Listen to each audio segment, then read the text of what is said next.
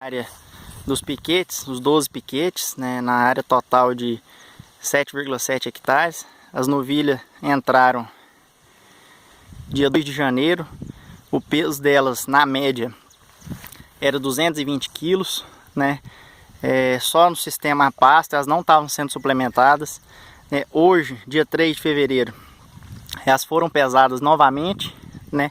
E tiveram um ganho de peso de 650 gramas dia.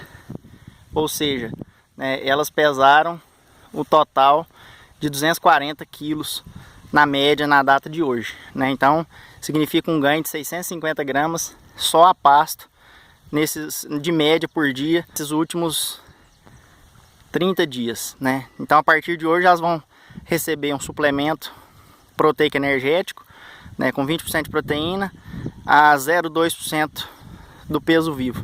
Então na média cada novilha vai consumir em torno de 450 a 500 gramas desse produto, e daqui 30 dias nós vamos observar de novo o ganho de peso. Então essa é uma área de braquiarão, né? Braquiária brisanta cultivar marandu, que foi recuperada.